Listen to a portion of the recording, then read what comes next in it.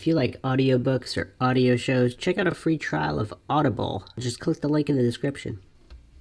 Welcome to Mindshock.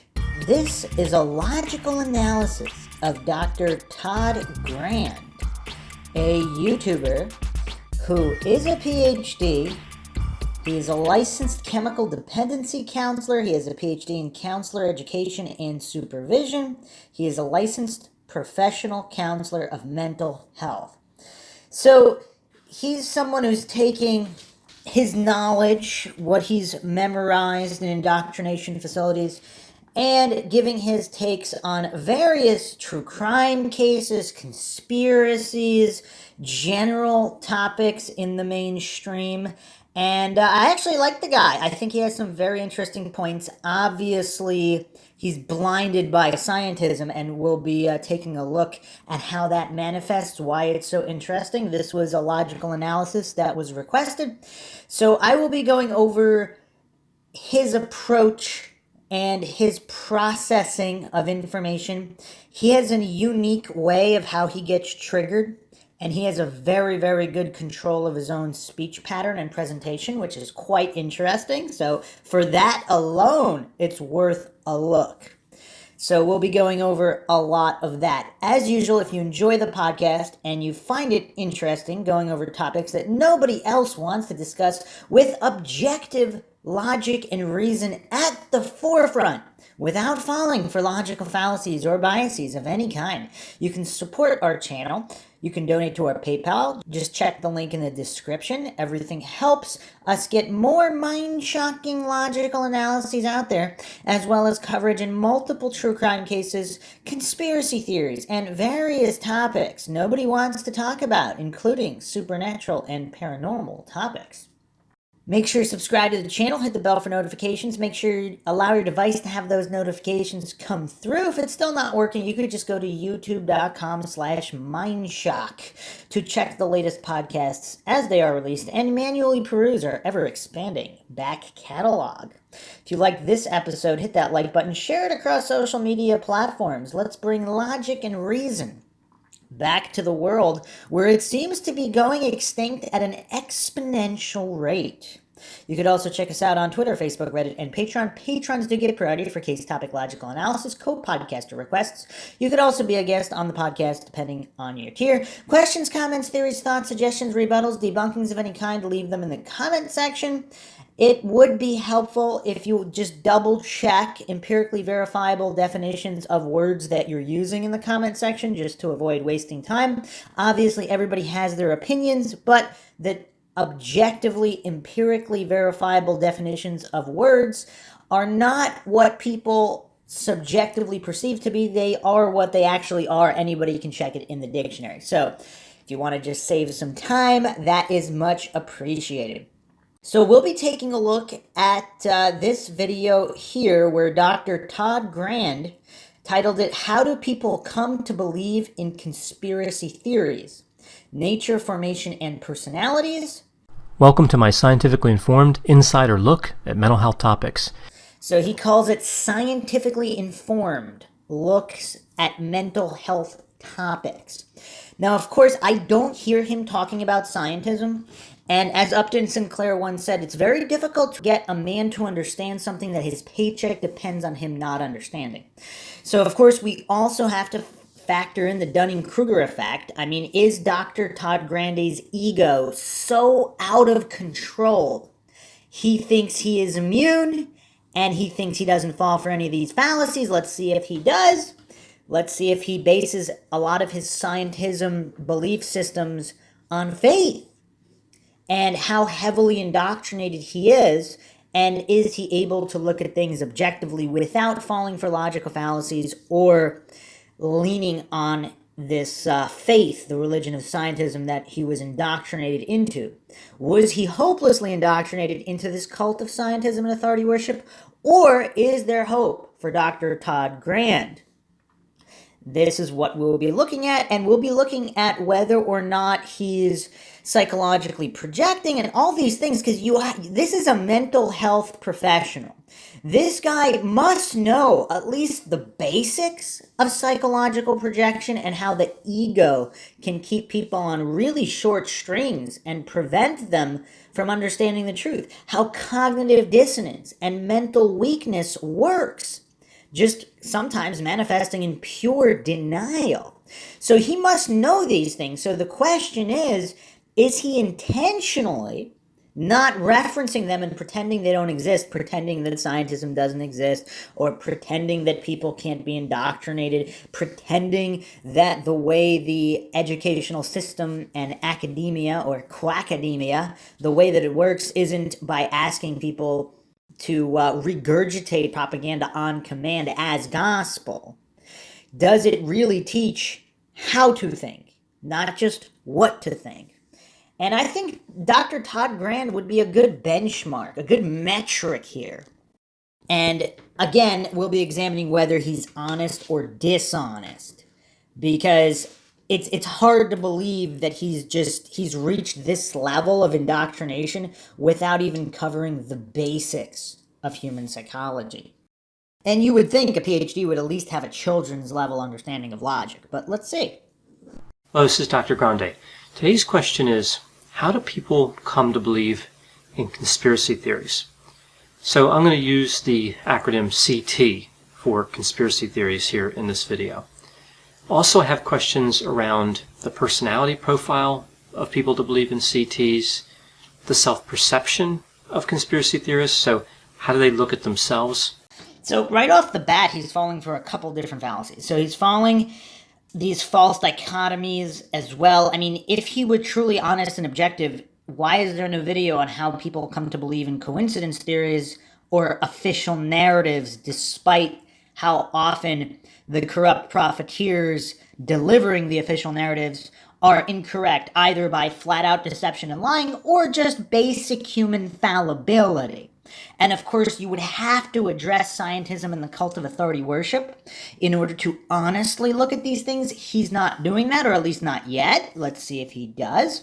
He's also going with these faith-based presuppositions that it's either crazy or wrong to believe in conspiracy theories, even though he's not explicitly stating that. That's what the connotation is. Again, just even based on his own facial expressions, the connotation is that at least the majority of conspiracy theories are false. Or what is his working definition? Because I think in a lot of these cases, in these analyses, you have to give your working definitions, because if his premise is completely wrong about what a conspiracy theory is, which most people's are, because again, with the CIA mainstream media propaganda campaign against critical thinking, instead of just taking the word of corrupt liars on the idiot box as gospel, that's the default that most people that advocate for scientism and authority worship, that's what they advocate for.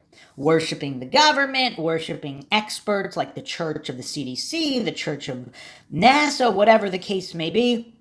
The church of whatever institution one receives an indoctrination degree from, that's the issue. And for some reason, I'm skeptical that he's going to address these issues. So he's kind of already starting off with fallacies, hasty generalization, logical fallacies, because conspiracy theorists, this is a wide range of people. So by committing all of these fallacies right off the bat, he's not giving an intelligent impression of just even the landscape of conspiracy theory or how it fits into the world. How does it compare and contrast with the corrupt profiteers, the official narratives that are most of the time wrong? Again, we have to look at the context of history, because there's a very big difference with the crackpot tinfoil hat guy in his mom's basement who believes everything he reads on 4chan about lizard people and all of these things. Now, I'm not saying it's not true, but there's a certain percentage of conspiracy theorists A vast minority, but people like Dr. Todd Grande and in the mainstream, people always pretend that this minority is the majority in order to attack it. So this is a combination of a strawman logical fallacy and also a compositional logical fallacy where he's pretending that a small part actually represents the whole and then attacks it as such, which is very deceptive. Now, what we have to figure out is he doing it on purpose? Is Dr. Todd Grande honestly doing this? Or is he simply a goofy individual and extremely illogical while thinking he's logical and his ego will not allow himself to re-examine his own competency? Again, that's why we must refer to the Dunning-Kruger effect. The Dunning-Kruger effect does not mean he's a stupid man. In fact, it could mean the opposite, that he's so incredibly intelligent it didn't occur to him that he could have missed some of the basics because he's so far ahead in certain areas, but his ego is too extreme because of his intellect. So again, these are all things that need to be examined. How would they describe their approach to philosophy and science? And also, how and why do conspiracy theorists resist the authority of scientific institutions, scientists, and the production of knowledge through the scientific method? So already there are a lot of conflation, obfuscation, and misunderstanding of the difference between the scientific method and scientism. So already there he has connected the scientific method and scientific authorities. So and again, not one word, he did not mention scientism, the cult of authority worship, or the corrupt. Because again, absolute power corrupts absolutely. This is nothing new. So historical context really needs to be kept in mind, which again, coincidence theorists like supposedly Dr. Todd Grande, if he is a hardcore coincidence theorist, he's basically denying the blatant corruption or fallibility of humans in positions of power. He's also not understanding burden of proof. I did a podcast on burden of proof recently. This is critical. If you want to understand conspiracy theorists, how they differ from coincidence theorists and scientism cultists, you have to understand how burden of proof works. If Dr. Todd Grande does not understand burden of proof, if he does not understand the scientific method while thinking he does, now I'm not saying he does or he doesn't, I'm just saying from his opening statement here, there's so many fundamental flaws, he's opened with a stack of fallacies, so that does not bode well. So with his conflation of the scientism authority, he called scientific authority, and that was gained by the scientific method. That's the thing. If these corrupt authorities of scientism churches, if they say they followed the scientific method when they actually didn't, that's the difference between scientism and science. So if he doesn't understand the difference, and if his Dunning-Kruger is too severe to see that conspiracy theorists understand the difference and he doesn't, then this whole analysis of his is just an exhibition of his own incompetence, his own Dunning-Kruger, and how much his ego manipulates him with all of these misconceptions. So he's basically doing a video here on the misconceptions and the strawmans of the mainstream against critical thinkers, aka non-coincidence theorists who just swallow whatever they see on the idiot box from corrupt profiteers. So kind of a lot of different questions here related to conspiracy theories, but I'm mostly looking at the nature and the formation of the beliefs. So I've mentioned before when I talk about conspiracy theories how there is a relationship sometimes to delusional thinking, which of course is pathological. And while true, again, this is also the case, possibly more so for coincidence theorists and scientism cultists, but you won't find him talking about that. Because again, as Upton Sinclair once said, it's very difficult to get a man to understand something which his salary depends on him not understanding. Now again, that doesn't mean he's wrong about conclusions. That just means he can't have the farce of authority worship exposed, because that exposes him. Even if he's correct about things, that still exposes the entire institutions, the corrupt institutions. So there is a certain amount of delusion as well. And then as I've gone over, I did a podcast on mental weakness. Some people are too mentally weak to confront these harsh truths of reality that bad people don't always act alone. So some people have the mental strength, some people don't. And again, he's not talking about that here, which is betraying his own ignorance here. But it's still a useful exercise, so let's keep going here.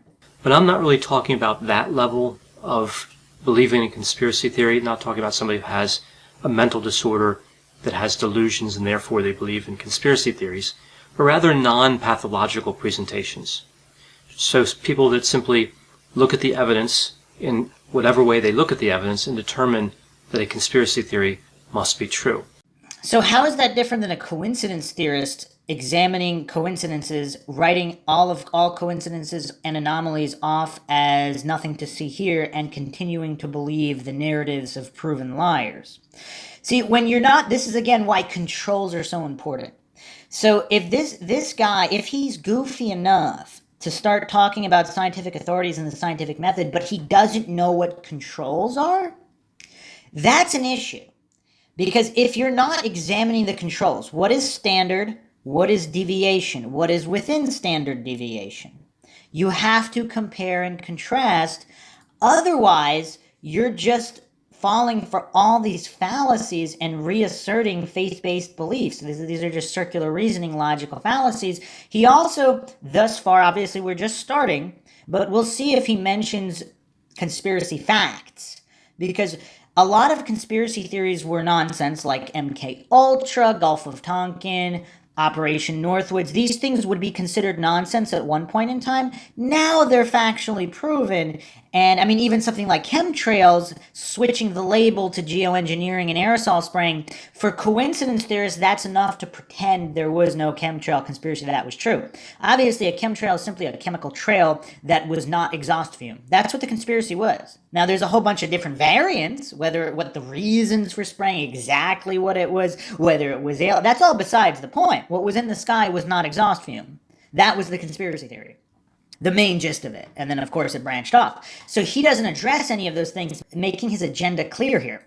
He's doing a hit piece on conspiracy theories with all these faith-based presuppositions and circular logical fallacies. Again, I still haven't determined whether he's honest or not. That's what we'll be doing. If his Dunning-Kruger is just that severe and his ego dominates and his ego's got him on such short strings, that he might be honestly presenting this. But again, that would not make him correct or any less silly. That would just make him honest instead of dishonest. In fact, being dishonest would actually mean he would be more intelligent because he would realize these things. So again, not talking about mental disorders, just talking about people that are within normal range for mental health symptoms. Now, at the end of this video, I'm going to be talking about the alien lizard humanoids, which is kind of one of my favorite conspiracy theories. I would have to say it is my favorite conspiracy theory.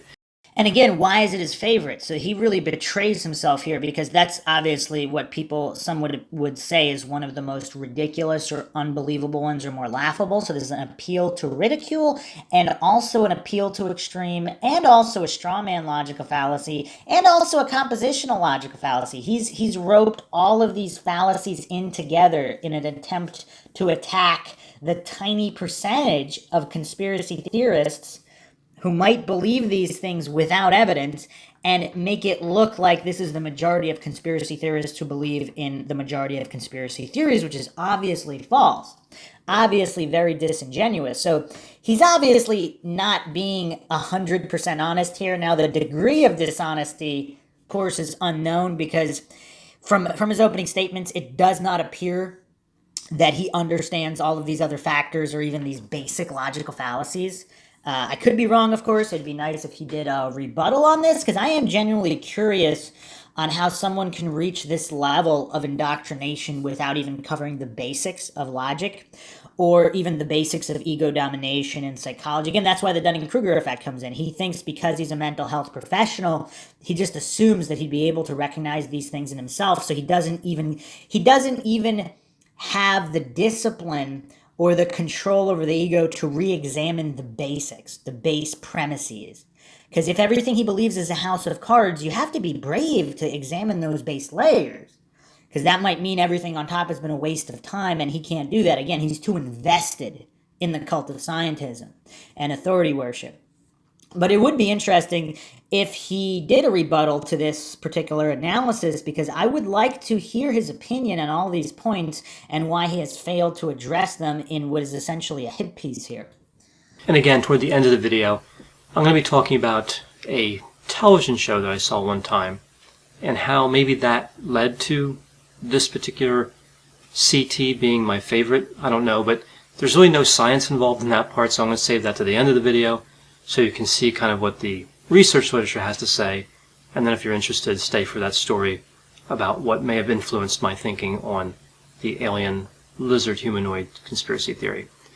So what happens with CTs? We see that when people believe in conspiracy theories, official explanations for events are challenged, reconstructed, and contested. So we see kind of this theory of a vast, insidious, international conspiratorial network designed to perpetrate nefarious acts. So, wow. Okay, not really. See, that's a big straw man because, again, he just roped in and conflated many different things. Now, was it intentional or not? What level of silliness is this man operating with naturally? I don't know. I don't pretend to know. So, he just described conspiracy theorists, CTers, as critical thinkers. You're supposed to question everything. That's the very nature of science. Science is skepticism. It's not taking things on faith. So he's saying they disbelieve the official story. It doesn't matter whether it's official or unofficial. If you're presented something, a theory, the official coincidence theory, the official narrative, whatever it is, the nature of science is to question and verify, to test these hypotheses or theories, not just accept them on faith. So he's twisting all of this around as to try to make scientism the default, the religion of scientism being default, where the authority-worshipping cultists, they expect everyone to just take it on faith outright and question nothing. That's how he's framed it here. So again, he's making it very clear that he's not objective, logical, or neutral, or scientific in any fashion. So they're usually not benign. Like the beliefs are about something kind of scary, not something really neutral. Well, false again. I mean, there's so many different kinds of conspiracy theories. So again, he has a fundamental lack of understanding of what a conspiracy even is, because he has so vastly overestimated his intelligence. I don't mean because of his PhD, even if he had no PhD, just the manner in which he's speaking, he's just an average human. There's a reason Mark Twain said it's easier to fool someone than convince them they've been fooled.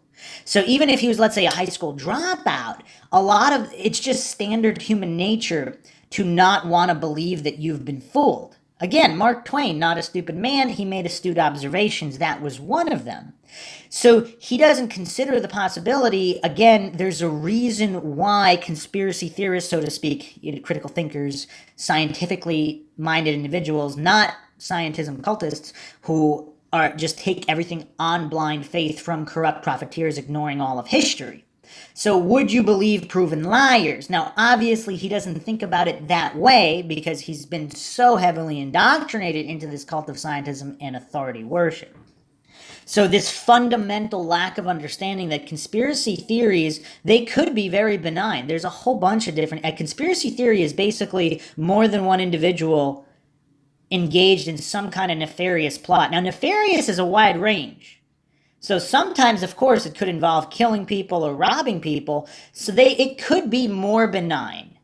Just for kicks, getting people to believe something that's not real without damaging effects. That would still classify as a conspiracy.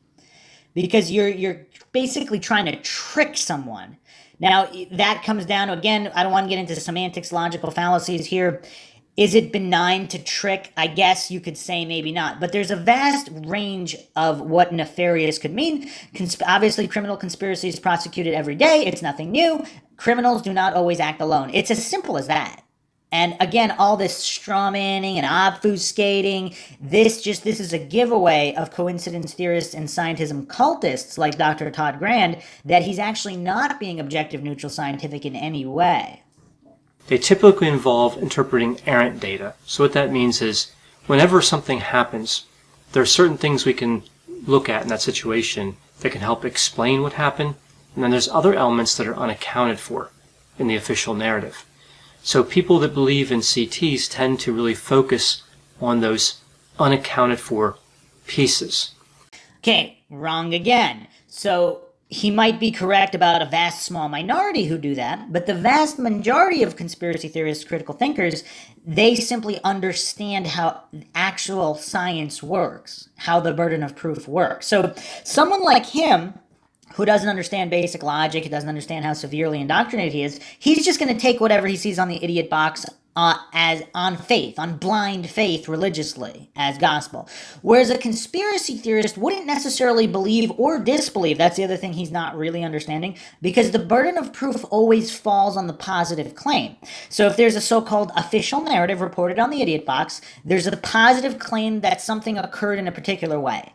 Who does the burden of proof lie on? The burden of proof lies on these corrupt authorities to prove what they are reporting is actually true. It does not fall on the conspiracy theorist or critical thinker or science-minded individual, a logical individual, to disprove. Again, a fundamental lack of understanding of what conspiracy theories are, what conspiracy theorists are, and how the burden of proof works is the real issue here, and I'm sure he'll be spinning in circles with this issue based on his own fundamental lack of understanding that his Dunning-Kruger will not allow him to and ego will not allow him to re-examine.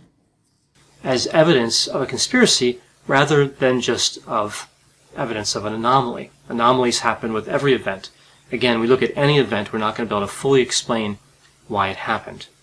Okay, wow. Now we're really seeing some either, again, extreme dishonesty or extreme silliness. Because if he's this bereft of logic and reason, there's a very, very big difference. This is where comparing and contrasting comes into play, because you can compare and contrast different reported events.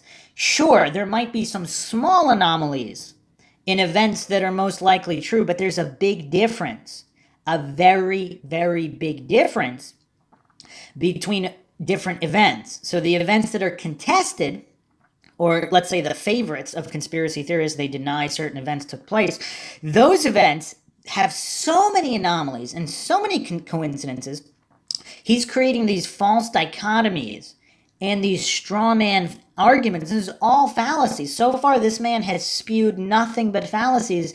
And I actually like the guy. I've seen a lot of his other takes on other videos. Some of them, especially with serial killers, some of them are pretty astute observations. But again, that's where he's talking his forte. His forte, obviously, here is not conspiracy theorist or historical analysis of corrupt profiteers. Or what's strange to me is that there's a lot, again, unless he's triggered. See, if he's heavily triggered, then his logic switch has been turned off. Now, he obviously has good control. He is a mental health professional. He's not going to be melting down like some of these other people when they're triggered, like Joe Rogan or these goofballs that are easily triggered. This is a man who has a certain amount of discipline in his outward behaviors. So he's not going to melt down, but triggering, again, when someone is triggering, when their faith-based belief system has been attacked or threatened, he's going to shut off logic and reason that he does possess and he can exhibit when he's not triggered, and that's what we're seeing here as well. There's going to be elements of the event that we don't know about or that we don't have the capability to measure. So the CT mindset really looks at specific events as being too complex or too convenient to have arisen by chance alone.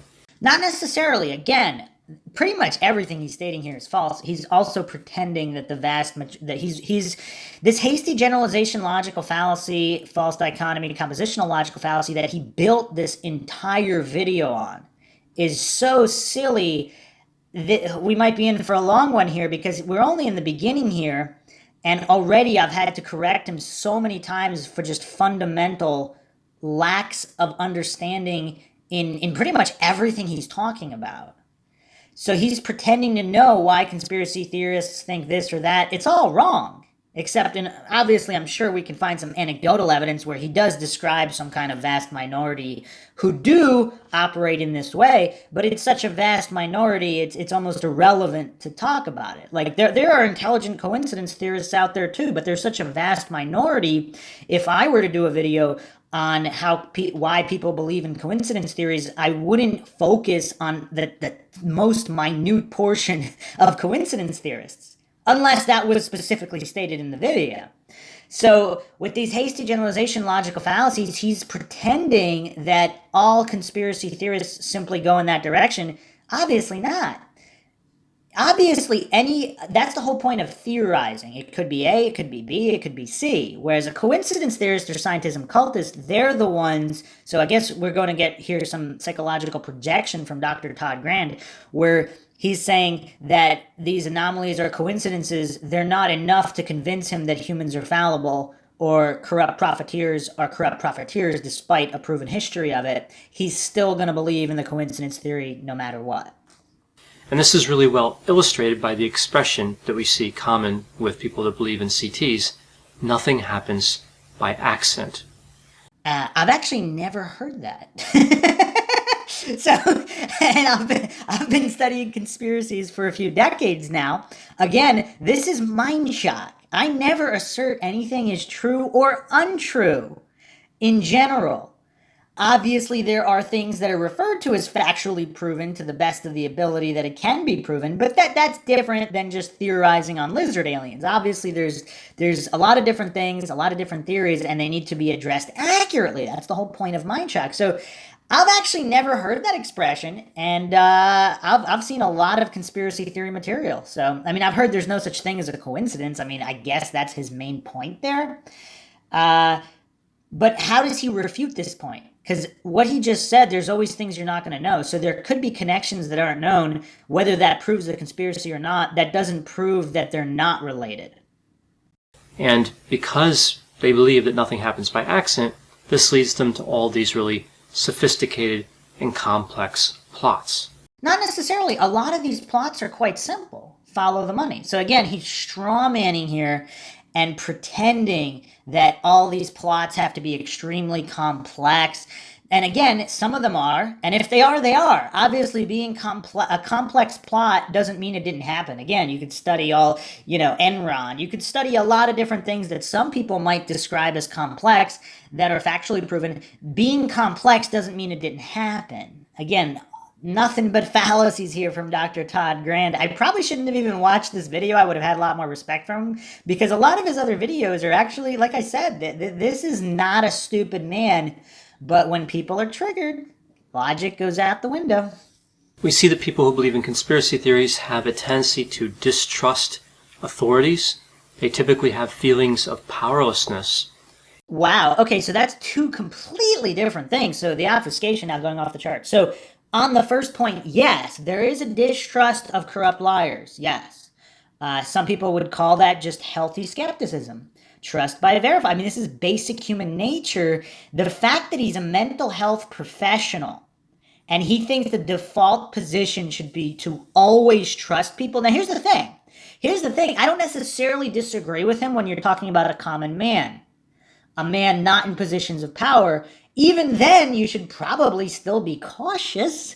There are strangers on the street that would rob you. I wouldn't say the majority. I would say the minority. But in general, now when you're talking about authorities, corrupt authorities are corrupt, so of course people would distrust these authorities. The whole point of science is skepticism. So, of course, there's a certain matter of not trusting criminals. Conspiracy theorists do not trust criminals and liars. This man is correct about that. Now, as far as hopelessness or powerlessness, that's individual. Like a lot of coincidence, I would say more coincidence theorists feel powerless, so they have to believe in this fairy tale that the government is their friend and cares about them, and that there's some kind of law and order, and that the corrupt politicians are not corrupt because then the world would be too scary for them, or some of these other conspiracies, they can't believe in them because it's just too scary. And they need that illusion of safety so they don't feel powerless. Whereas conspiracy theorists, they're mostly just realists. So would that give you more or less power? Knowledge is power. Has Dr. Todd Grande never heard that expression? Knowledge is power? No one is more enslaved than he who believes he is free. So there's a certain empowerment that comes from realizing that people are trying to trick you. It's the same thing like, let's say, advertising. I mean, this is a really good example. when people are advertising, like, so for tobacco science, for example, the people that saw through the propaganda, the government medical cartels propaganda of pushing forth and promoting certain cigarette companies, they saw through it. There's a certain power that empowers you. You see through the lies and the propaganda, and you don't smoke cigarettes because you realize that there's a conspiracy against you in terms of people trying to make money off your ignorance on the health effects of smoking cigarettes. Same thing with sugar science when that came around. So sugar, there's a certain, it's the opposite of disempowering. It's actually empowering when you realize that certain corrupt individuals are trying to trick you. When you gain that knowledge, now you're empowered because you're not going to allow yourself to be tricked. Again, there are these just fundamental lack of understanding on Dr. Todd Grande's part in regards to pretty much everything about conspiracy theories. And a feeling of dissatisfaction about their own lives. So, okay, that is a very, very bizarre straw man and false dichotomy because a lot of people are dissatisfied with their own lives. Now, you could even argue the majority of people are. So how many people are vastly successful? So you have really, really successful conspiracy theorists who make a ton of money. Then you have really, really successful coincidence theorists who make a ton of money. So both groups are satisfied. Now you have a large portion of the population. So a large percentage of there's a larger percentage of the population that are dissatisfied with their life that are coincidence theorists than a percent of the population that are dissatisfied with life that are conspiracy theorists. So this kind of false dichotomy, neither here nor there argument that has nothing to do with anything really. So he's also roping in a hasty generalization there. Yeah, obviously. There are a certain portion of conspiracy theorists that are dissatisfied with their life. Just like there's a portion of coincidence theorists that are dissatisfied with their life. I mean, there's a portion of a lot of people that are dissatisfied with their life. It doesn't really have anything to do with anything. So he's going to straw man hard here, and I think I know where he's going next, so let's examine this. We also see another characteristic that's fairly common, and this is anxiety. And if you think about the nature of conspiracy theories, this really actually makes a lot of sense.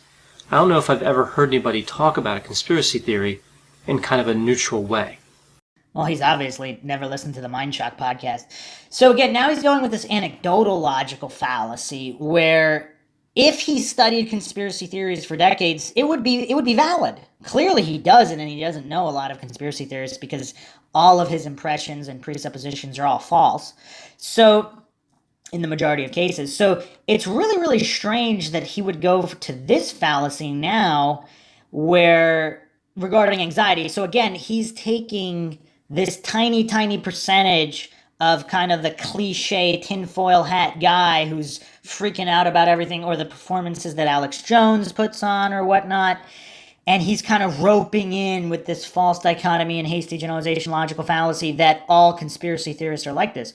There's a larger portion of coincidence theorists that are anxious. They're on all these medications because they have utter faith in the medical cartel and the big pharma cartel. They take all of these anti-anxiety, anti-depression medications, more so than conspiracy theorists. So you could argue that there's way more coincidence theorists who have anxiety and who are depressed and dissatisfied than conspiracy theorists.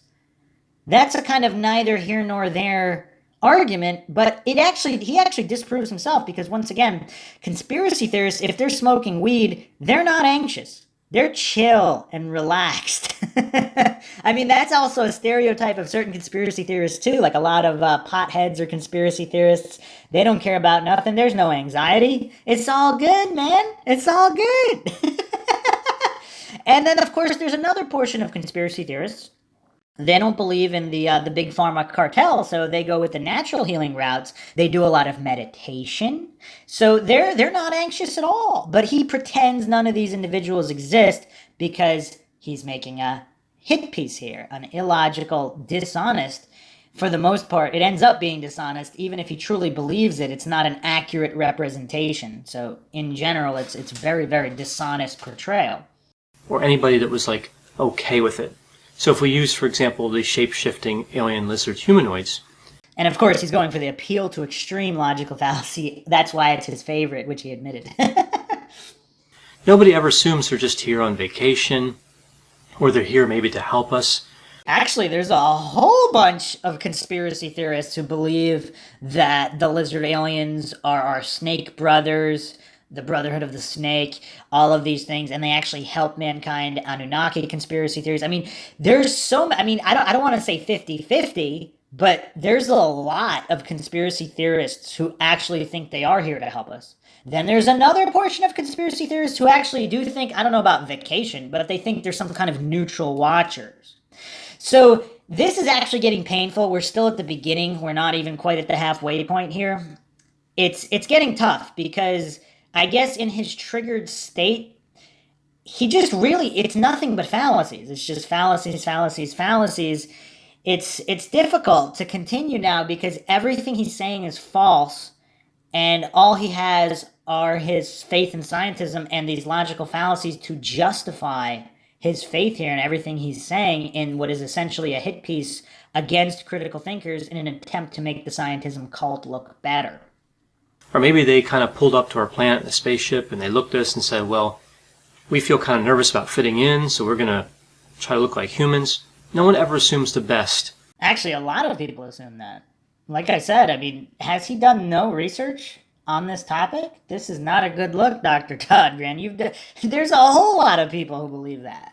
I mean, we're not even talking about little pockets of minorities. We're talking about a large percentage of conspiracy theorists believe that the aliens are here to help, and then a large portion also believe that they're watching or objective or just observing, and there's a lot of those.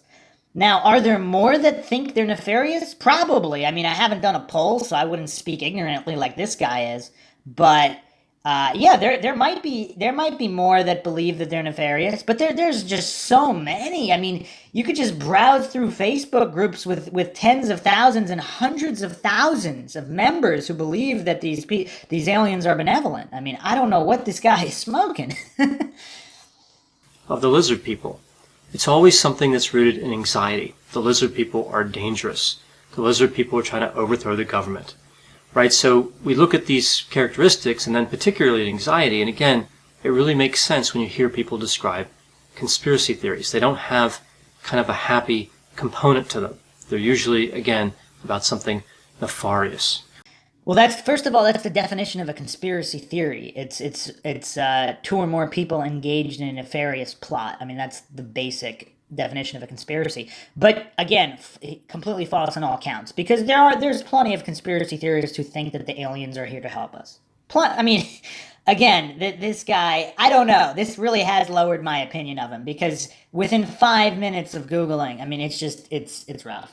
We also see that people who believe in conspiracy theories tend to lack a sense of control, whereas people who do not believe in them tend to have more of a sense of control.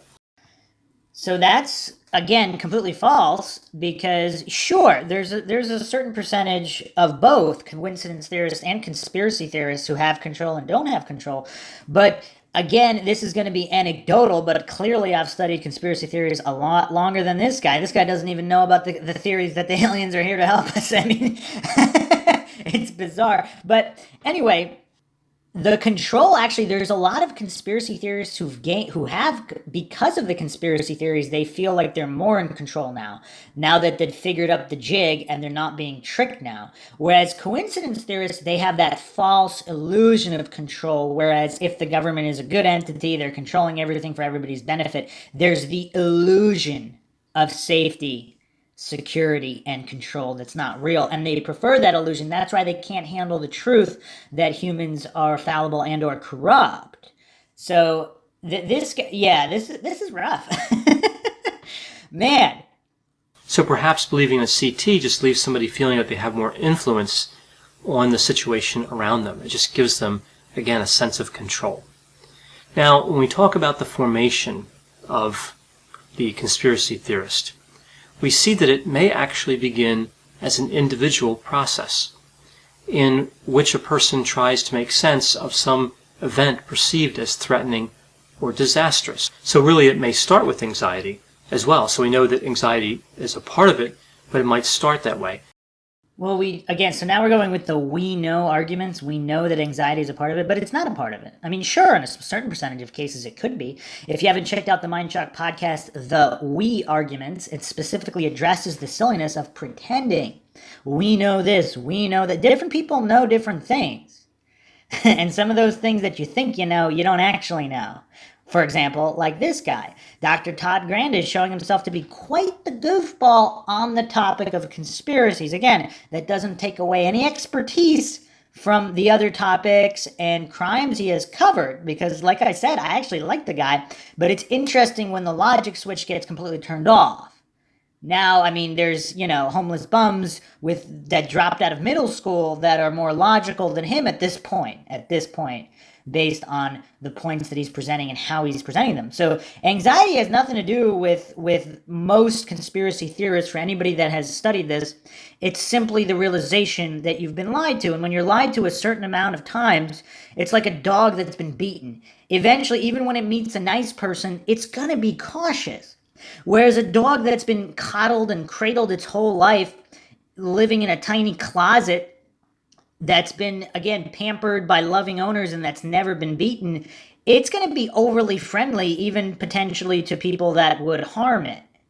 That's the difference. It's the safety net illusion. But he did accurately describe the part where conspiracy theorists, critical thinkers, they're basically scientific. So they are looking for explanations. They're not taking things on blind faith, especially with a history of deception that all governments obviously have. That he's completely ignoring historical context, the scientific method that he mentioned at the beginning, that went out the window, I guess. You're supposed to just take things religiously on faith now. And if you don't, all of a sudden you have anxiety. And it may also start with fear. We also believe that certain people are more vulnerable to go through this individual process. That's very, very telling. Vulnerable. Now, does he mean more logical? So by saying vulnerable and adding the word fear there, he's actually describing coincidence theorists, because coincidence theorists, they're very mentally weak, so they can't handle it. They're too afraid of the conspiracy theories being true. So this guy, Dr. Todd Grande, could be accurately psychologically projecting why he himself is a coincidence theorist, a scientism cultist, who just takes on religious faith authorities and blindly worships authorities. And he might be accurately psychologically projecting here that that's largely because of fear, because he's too scared, he can't handle that some of these conspiracies could be real.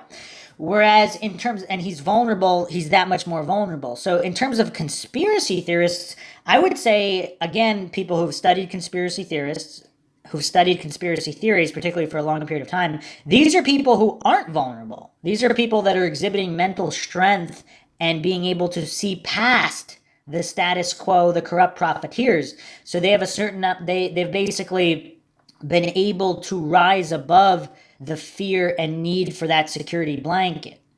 So again, if nothing else, this is a good exercise of Dr. Todd Grande's psychological projection and the stacking of logical fallacies to justify faith-based belief systems. So to look at a situation as disastrous or frightening and kind of develop a conspiracy theory ideation. And what we found is this type of ideation is more prevalent among people who are politically cynical, who have low self-esteem, who are more disagreeable, and I'll talk about that a little more when I get to personality. Okay, so a lot of conflation there. So politically cynical. Now, is that another way to just say realistic? I mean, has this guy studied zero history? I mean, there's a reason politicians have a certain reputation. I mean, what do you call it when you steal money from people and divvy it up under the guise of taxes? I mean, there's a reason people view politicians as crooks and as liars. I mean, is this guy clueless of all of human history? I mean, part of the scientific method is observation. If you're clearly observing the same traits, and this guy, again, he obviously has logic. I mean, if he studied serial killers and a lot of these true crime cases, there are certain patterns that emerge. So he's using the word cynical again in this propagandist way that's pretty dishonest. So if we look at, what's the definition of cynical? Let's go to the dictionary. Let's go to Oxford. Cynical is an adjective, believing that people are motivated purely by self-interest, distrust of human sincerity or integrity, concerned only with one's own interests and typically disregarding accepted standards in order to achieve them. Okay, so what's the difference? Now, here's the false dichotomy and the straw man that he has put up here. It's not a cynic, it's sure political cynicism. So basically, somebody, is it really being, I mean, that's a very disingenuous word to use because it's simply being realistic that corrupt profiteers are corrupt profiteers. I mean, are you cynical for thinking a serial killer might kill you if they've killed a bunch of people? Is that cynicism or is that realism? Okay, the second thing he mentioned is low self-esteem. Again, this complete false dichotomy obfuscation, because again, if we're talking pure numbers, the amount of coincidence theorists with low self-esteem would be a lot more than conspiracy theorists. Furthermore, conspiracy theorists have to have a certain amount of self-esteem and belief in themselves to go against the status quo. I mean, you have to there's a certain amount of bravery, especially let's look at that. Let's give the flat earthers some credit. I'm not saying they're correct about anything, but they have a good amount of self-esteem. The ones that go public to withstand that ridicule. Coincidence theorists were way too terrified. They would never have the self-esteem required to go public as a flat earther, even if they believe the earth is flat. And obviously, there's a lot of flat earthers who have not gone public because, again, they don't have the self-esteem. So they can't really accept themselves as a conspiracy theorist or a flat earther because they're so terrified that they're not going to fit in with the crowd, the sheep mentality, herd mentality. These are people with low self-esteem, coincidence theorists. They're too terrified to believe anything other than what the mainstream or their peers believe. So you have to have a high self-esteem to basically go against the crowd. Now, this is a mental health professional. And I'm beginning to think more and more that this guy can't be this silly and he's just being dishonest and he knows all these things. Again, I don't know him personally, so I don't know if that's true. I'm not going to pretend to know it's true. But the longer this goes on, I mean, this is a mental health professional who thinks that conspiracy theorists have a low self-esteem. I mean, some of them do, sure, just like a whole lot of coincidence theorists and scientism cultists have low self-esteem. And I would agree, if this is all just projection, it's quite accurate, because if you have low self-esteem, you're going to go with the crowd. You're going to be a scientism cultist. You're going to be more prone to just blindly accepting authority because you don't have that mental strength. You don't have the self-esteem to believe in yourself or view yourself as strong enough to deviate from the crowd. Because truth-seeking, of course, it's very difficult, because can you handle the truth? I did a podcast on that as well. There's a certain amount of belief you have to have in yourself to just say, I'm going to believe wherever the evidence leads to, no matter what it leads to. In David Icke's case, if he's genuine, again, I've gone over whether David Icke is a shill or not. You could check that podcast out. But for the sake of argument, if he's genuine, and if that's where the evidence led him, he had enough self-esteem to say, okay, these reptilian lizard aliens control the world and they shapeshift. He had enough self-esteem to do that. How many people would have enough self-belief in themselves to do that? Very few. So everything this guy's saying is just, there's a fundamental lack of understanding, or it's just pure psychological projection from his coincidence theory, scientism, cultist side of things.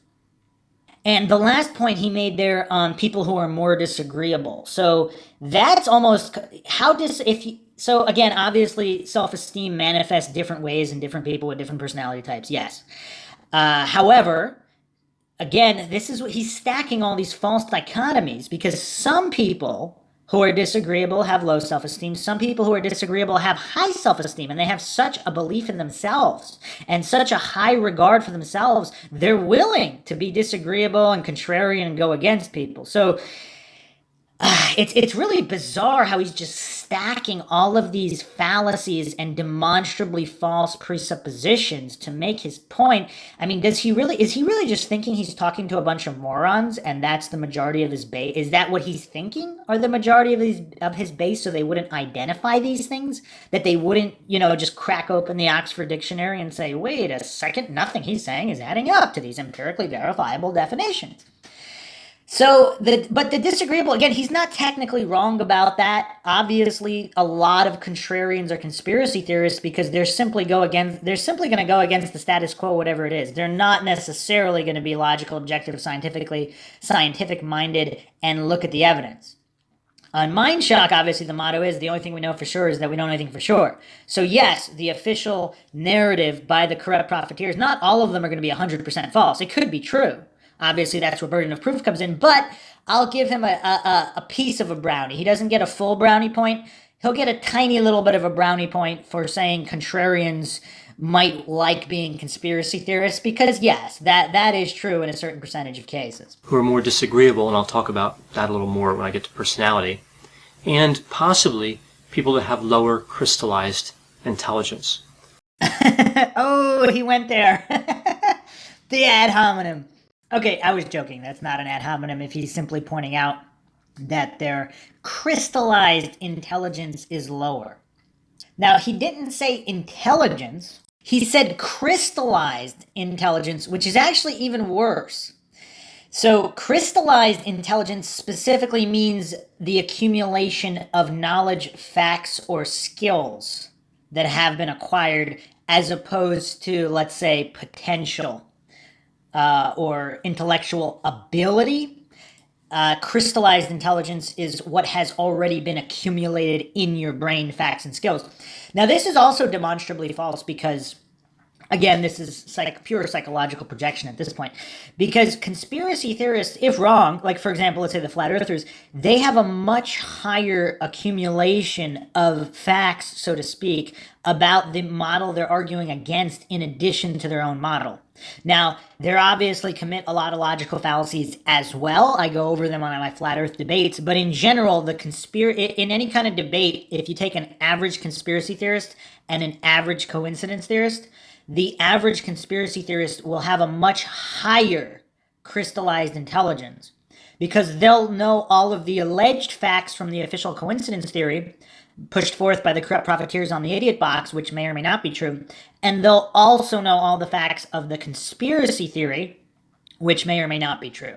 So their crystallized intelligence will be a lot higher. Now, you can cherry pick, again, and pick a random coincidence theorist. You can cherry pick and pick a highly specialized coincidence theorist that happens to be correct about a certain conspiracy theory not being true, and demonstrating that in a debate with a conspiracy theorist, critical thinker, skeptic who has a lower crystallized intelligence. You can, of course, find anecdotal and cherry-picked examples. But he's saying, and he did put the word possibly in front of it, but he's making the connotation perfectly clear. And again, fundamental lack of understanding of what a conspiracy theorist is. I mean, a lot of people call Shiva Ayyadurai a conspiracy theorist. I mean, would you say that his crystallized intelligence is lower than, let's say, Fauci? Again, let's compare apples to apples. Or Kary Mullis was considered a conspiracy theorist. He's the Nobel Prize winner for creating the PCR test, which he says cannot be tested for viruses based on cycle rates and extrapolated cycle rates and all of these things that'll find anything in anyone. So this guy, he, according to Dr. Todd Grande, if we're going apples to apples, because again, on the other end of the spectrum, we can take the goofball living in his mom's basement, who's a crazy conspiracy theorist. He does his research. He spends all these hours, like even for Flat Earth, so he's learned a lot about the heliocentric globe model, more so than his contemporary, than his equal, than his peer.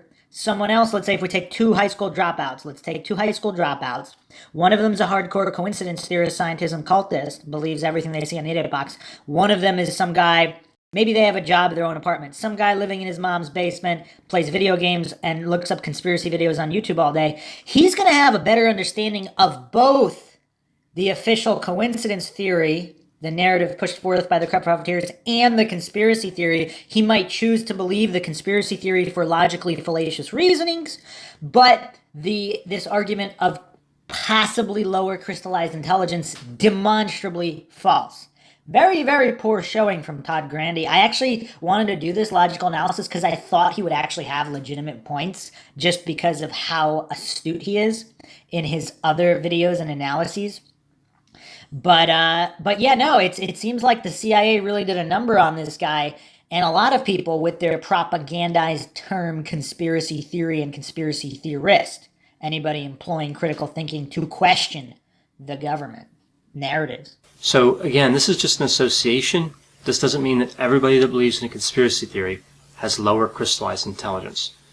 Or, again, comparatively, it might mean that, again, not everybody who believes in the official coincidence theory, the official narratives, has a lower crystallized intelligence, but en masse, the sheep, the lemmings, they're going to have lower crystallized intelligences than conspiracy theorists on average if you do any kind of research, which clearly this guy has not done. It sounds like he just watched some like snippets of conspiracy theorist segments on mainstream news channels. Just some research shows that it's more likely in that population as opposed to other populations. Which other populations? Because certainly not coincidence theorist populations. I mean, oh man, this is going to be a really rough one. So we see that discrepancies or ambiguities in mainstream explanations for an event may also have a role in shaping CT ideation.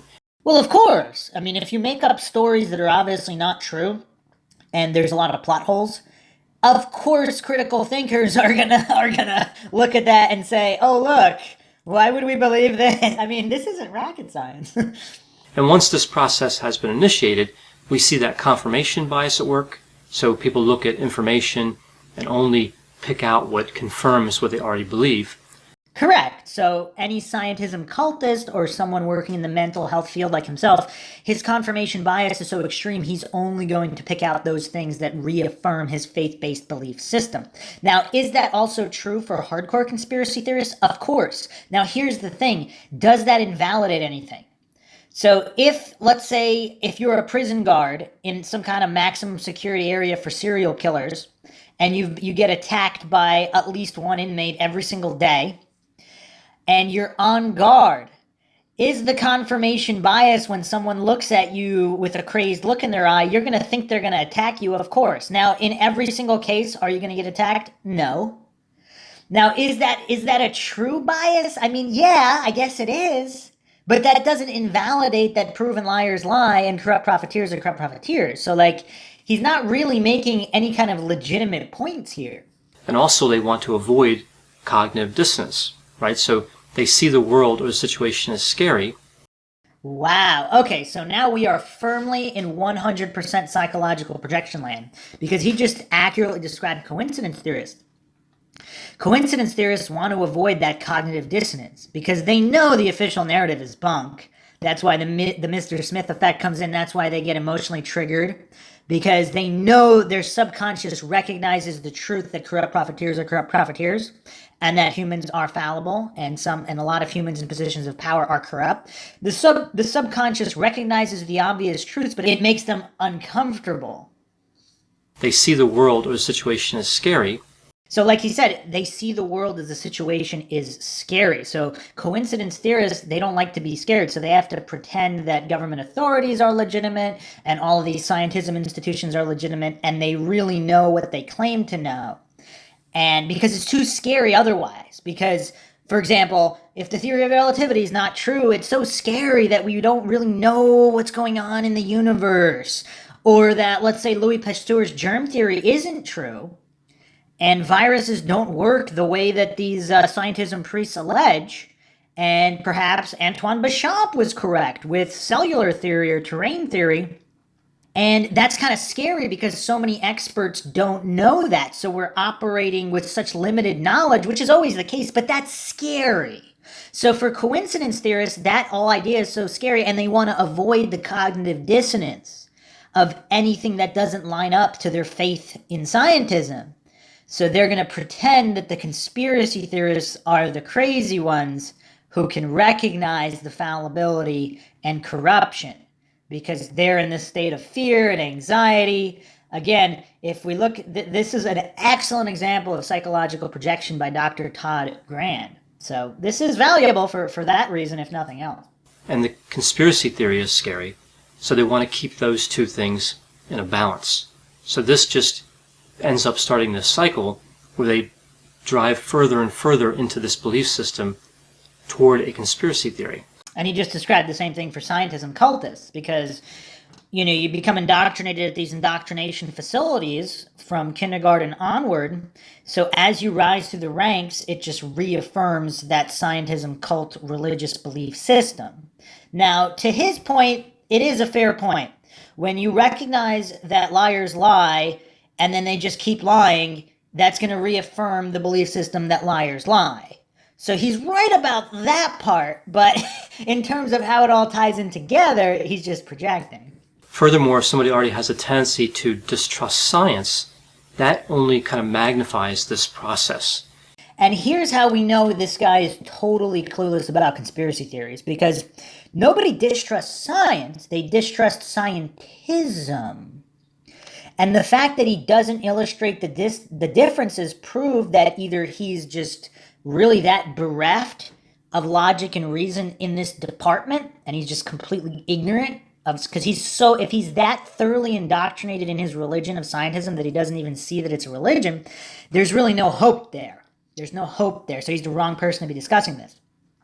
There are plenty of scientists out there who understand the differences between scientism and science, and the objective scientific method, and the fact that priests and lab coats do not have the monopoly on truth or the scientific method or logic or reason or even basic common sense. So that he's, again, pretending and strawmanning that conspiracy theorists, actually most conspiracy theorists love science more than coincidence theorists.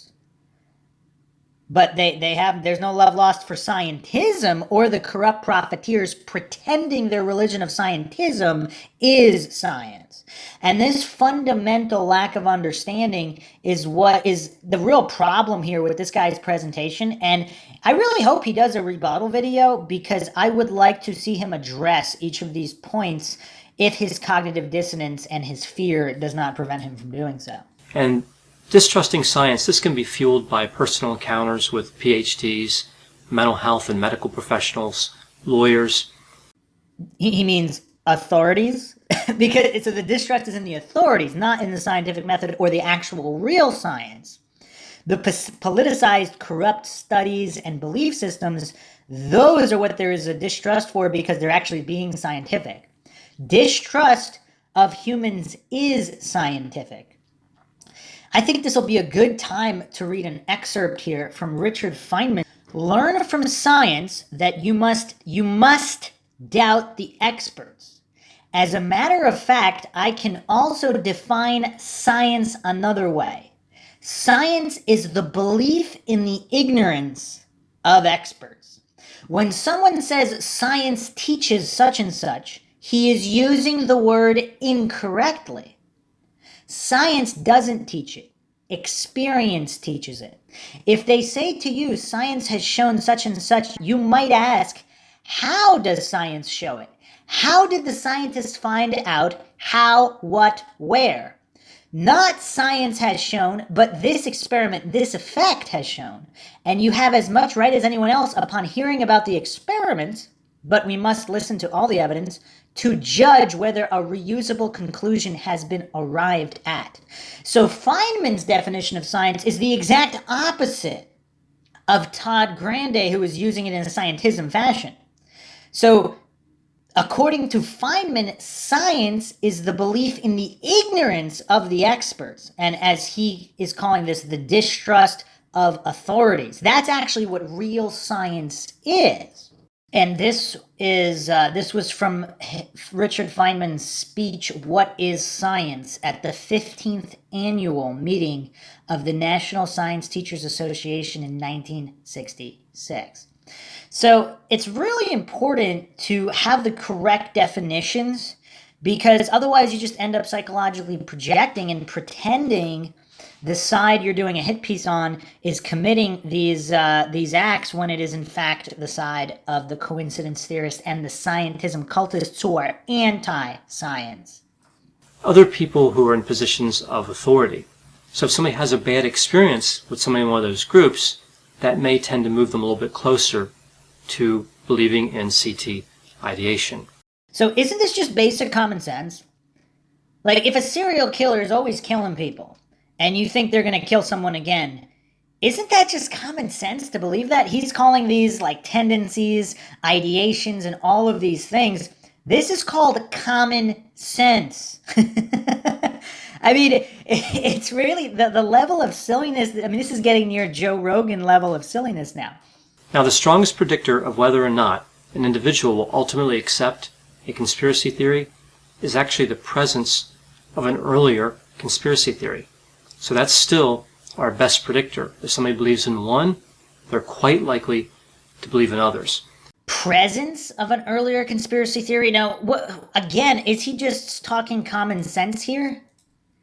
Because is he just basically saying if someone has a tendency to lie about everything all the time, and if they lie again, or if they say something, a critical thinker, someone with common sense, might assume that they're lying again because they've lied so many times? I mean, he's really not making any logical points here. He's stating the bleeding obvious in regards to why would you believe a group of people or institutions that are constantly mistaken and or lying and just magically think they're not going to be? Of course!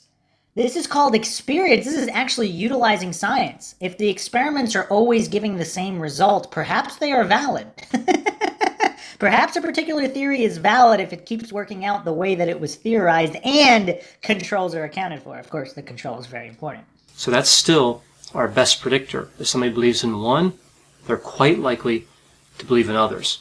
And see, this is also demonstrably false, black and white logical fallacy, straw man logical fallacy. You actually see it more with coincidence theorists. Because there's a lot of coincidence theorists, if they don't believe in, let's say, mid-range conspiracies, they're never going to believe in any more advanced or, in their own minds, outlandish conspiracy theories. Whereas there's plenty of conspiracy theorists who, they won't even touch flat Earth. They won't even touch lizard shapeshifters or celebrity cloning programs. But they definitely don't think JFK was taken out by a lone gunman. So there's such a wide range. His black and white fallacy, I mean, this is perhaps the most ad nauseum use of black and white fallacies I've ever seen to stack on top of. Because, I mean, he's stacking all these other fallacies, but it's mostly coming from his fundamental lack of understanding of what a conspiracy theory even is and what a conspiracy theorist is. I mean, I boiled this down into such simple terms. A conspiracy theorist simply believes in human fallibility and or corruption. That's it. That's really all it comes down to. Now, you have to tackle things individually. If you're going to be logical or scientifically, you're not just going to have all of these hasty generalization logical fallacies and put everything under one umbrella. I mean, what kind of silly nonsense is that? You're going to examine each individual theory on its own merit. That's what being scientific is. And this really goes against a lot of the thinking you see that's kind of promoted around conspiracy theories. This idea that somebody says, no, this one conspiracy theory, I believe this is true, but I don't believe that any of the others are true, right? Which in a way kind of adds credibility because they're saying, no, it's just this one. I have evidence to support this one, and I don't believe in the rest of them. How would that add credibility? That would actually subtract credibility because condemnation without investigation is the height of ignorance. So if they haven't even looked into, I mean, again, you can hide behind appeal to incredulity all you want with these lizard people, but the truth is, if you're gonna claim to be truly scientific, you have to be objective and neutral. Because for the sake of argument, I'm not saying it's true, but let's say the lizard conspiracy is true. You would never know if you don't actually investigate it. So being scientific means you're actually after the truth of your reality.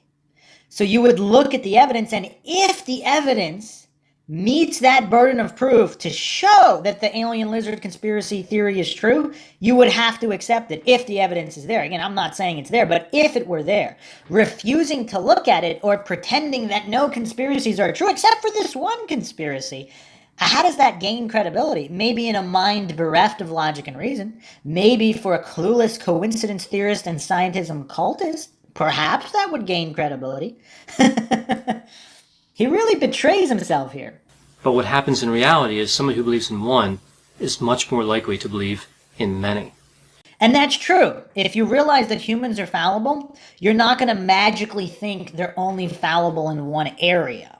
For example, if you understand that politicians are fallible, you're probably also going to understand that police officers are fallible, doctors are fallible, that people in different groups of people in different professions are fallible.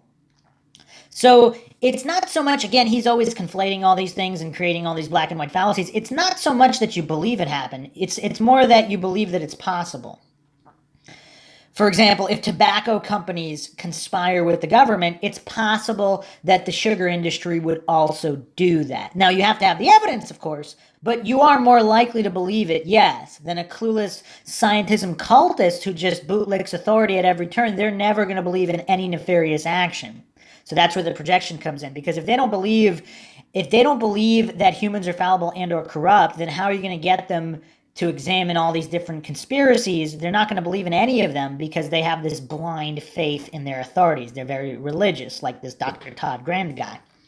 Now, eventually, social dynamics do play a role. So as I mentioned, it's an individual process, but then group and social dynamics kind of take over. Another good point with his projection, that social dynamics very, very important because, again, herd mentality.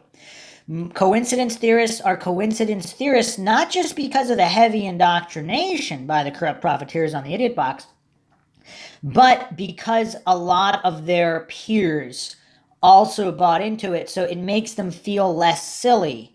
Because if everybody believes them, how stupid can they be? Because if they just keep appealing to popularity, that makes them seem less silly, and it's very comforting. And reinforce embedding the CT. So I don't think it's so much that conspiracy theorists really market and reach out to other people and try to recruit them. I think this individual process starts, and then somebody's looking for a group to merge with. Okay, he's made the first point. So we had to go, we're about halfway done here for him to make the first legitimate point. That truth seekers aren't, there's a limited amount of recruitment for disrupting the belief in corrupt authorities. You have to actually be open-minded and logical and objective enough and a certain amount of mental strength to go looking for truth. So he does have a point there. And of course, they're very easy to find with the internet. All these different conspiracy theory groups are quite accessible. So if you have this belief or this tendency to believe in CTs, you can find reinforcement for that in a social group very easily. True, but not as easily as coincidence theorists, because the reinforcement and indoctrination is on all over the mainstream, all the news channels, TV shows, all over Hollywood, all over the main newspapers. It's everywhere. So you have that reinforcement. It's much easier to be a coincidence theorist than a conspiracy theorist. So it's not that his points aren't valid. It's just he's so heavily biased. He's just so biased he doesn't see how these points actually prove the silliness of coincidence theorists and coincidence theorist mentality using these properties and variables that he's identified even more so for coincidence theory. Now this is a good time to point out that I put the references for the articles that I use in the description of my videos, and I have a reference in there from an article that actually shows that people that believe in real-world conspiracy theories, so the ones where there are groups of people that believe in them, are actually more likely to believe in fictitious CTs as well. So, wow, there is so much wrong with that statement, and that probably highlights this entire video that he did, because all of these faith-based presuppositions and circular reasoning fallacies that are used as the basis for these articles and this so-called research, where they kind of cherry pick these examples of conspiracy theorists that are on the fringe in an attempt to discredit all critical thinkers. Conspiracy theorists, the majority of which are, of course, not on these fringes, believing in every single conspiracy theory video they see on YouTube. But that's an interesting point there. The other thing that scientists and cultists like Dr. Todd Grande don't understand, who funded that research? Who funded that article? So that's another thing that separates critical thinkers, conspiracy theorists from scientists and cultists and authority worshippers. They understand how conflict of interest works, and Dr. Todd Grande does not. So conflict of interest is, of course, something, it's very basic, it's a basic concept, but when people are triggered, it just, again, shuts off all logic and reason. Because obviously authorities, so-called people in positions of power, they want to maintain that power. So they're going to have these power structures and institutions in place to reinforce this propaganda against critical thinking, conspiracy theory. So they're going to come out with all this research. So again, Todd Grande doesn't realize how much he's proving points against himself by the arguments that he uses. So in this experiment, they created a conspiracy theory that had no basis in anything. No one believed it. It was completely made up.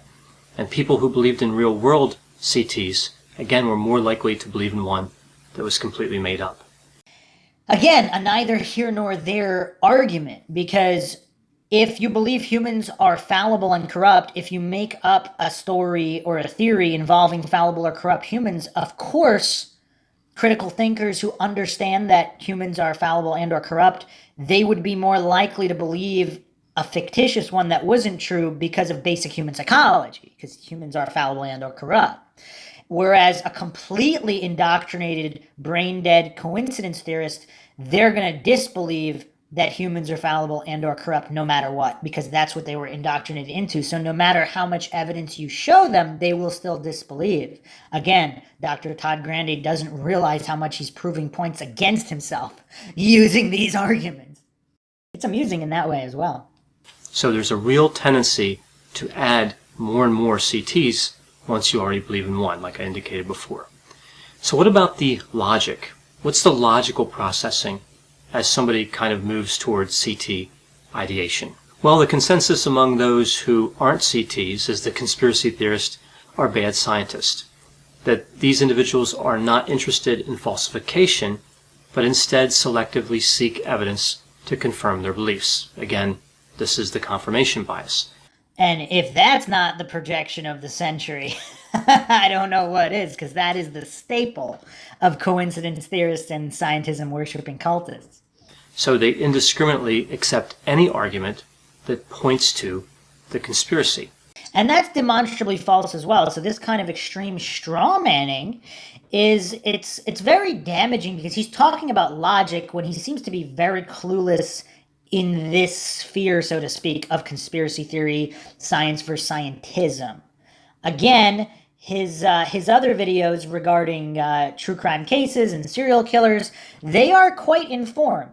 But again, he's able to utilize logic and reason there. Here, he's not. So he's going to be sillier than a 4-year-old goofball here, because his logic has been shut off, because he's so triggered, even though he has excellent presentation control. So you can't really tell he's triggered, because he's a very calm guy. Again, he does have a certain level of competency in general, just not in this topic. And that's what's so fascinating, again, about conspiracy theories versus coincidence theories, and analyzing logic, science versus scientism, and the whole scope of human psychology on how all these things intertwine. It's quite fascinating. I mean, that's why I cover it so much on Mindshock. It's not about who's right or wrong or which theory is true or not true, just the psychology behind all of it and the ability to utilize logic and reason objectively. It's quite curious, quite curious. But if this isn't the projection of the century and the straw man of the century, because conspiracy theorists actually do the opposite. If he did any real research, if he just, these cherry-picked examples of these contrarian psychopaths who just believe any YouTube video, yeah, that is a very, very tiny minority of the whole group of people known as critical thinkers, aka conspiracy theorists. They are in the group. They are. but it's just a vast minority. The majority of conspiracy theorists, for example, when I look at anything, I don't believe or disbelieve. I look at the burden of proof. So we can, even if we tear apart the official coincidence theory, the official narrative by the corrupt profiteers, that doesn't mean I would go to a conspiracy theory. Now, I also realize I am not a standard conspiracy theorist. So just if I don't believe that jet fuel magically burned down fireproof steel and it's completely incinerated fireproof steel and just completely incinerated these gigantic skyscrapers, but somehow magically left paper passports unscathed, that doesn't mean I believe in a conspiracy theory. So again, all these false dichotomies, that doesn't mean I believe that, for example, aliens did it or George Bush did it. That just means I recognize the problem with the official coincidence theory. The official narrative doesn't appear to be true. That doesn't mean I know which narrative is true. That doesn't mean I would jump to any of those conclusions. And a lot of, again, I'm not going to talk majority or minority. A decent percentage of conspiracy theorists, you need a lot to convince them, especially if they've been in the conspiracy sphere for a long time. They know all the BS out there. Like with alien abductions, there's a lot, and UFOs, there's a lot of fakery. How many, you really do have to struggle to find the conspiracy theorists who don't believe there's fakery. So of course, Dr. Todd Grande here, he's pretending through all these fallacies and this dishonesty that all conspiracy theorists are like that. Obviously, that's not the case. Obviously, that's not the actual process by which all of this occurs. So this really forms kind of a self-sealing quality. They're resistant, if not invulnerable, to contrary evidence. Again, a staple of scientism, cultists, and coincidence theorists. And actually, the contrary evidence can make the belief in the CT stronger. The evidence against the conspiracy theory is often ultimately seen by its adherents as evidence in favor of the conspiracy. And that's, again, pure psychological projection, because that's exactly how coincidence theorists and scientism cultists operate. I mean, sure, a vast minority of conspiracy theorists operate like that as well, but the overwhelming majority of coincidence theorists and scientism cultists operate the way he just projected. So ultimately, they defeat really any attempt at testing. And this is referred to as a paradox of evidence that renders conspiracy theories as unfalsifiable. So nothing can change their minds. All demonstrably false. So a lot of conspiracy theorists, again, I'm not going to get into minority, majority, but a large percentage, the intelligent ones, the critical thinkers, not only would they accept evidence, but they actually outline what needs to be presented to prove the conspiracy false and the coincidence theory correct. So they go beyond that. And I do that as well. Like, if this is true, then you need to be able to prove this, this, and this. Extraordinary claims require extraordinary evidence. For example, if people want to believe the moon landing was real, you don't lose thousands of reels of the telemetry data. You have to have the telemetry data. Now, that doesn't mean the telemetry data wouldn't be faked, but one step at a time. You need to have all these things. When you need to have video footage that doesn't look fake, you need to have explanations that account for all these things. And again, they might have went to the moon and the video could be fake. I mean, there's all these alternative scenarios. He's talking about this minor group of conspiracy theorists who are not logical, a vast minority who simply default to conspiracy every time and who will not accept evidence to the contrary. A lot of them won't even accept additional evidence to the conspiracy theory, because once they believe something, they're just closed off from developing anything further. So I've even seen conspiracy theorists who refuse to listen to evidence that would bolster their own argument. So there are all kinds, but using these anecdotal logical fallacies and these black and white logical fallacies, these compositional logical fallacies, that just makes Dr. Todd Grande look like a complete goofball, particularly when he's exactly describing coincidence theorists and scientism cultists. And of course, this is highly inconsistent with the scientific method, which promotes flexible thinking. So with the scientific method, you may believe in something, but if you see evidence to the contrary, especially if it's repeated.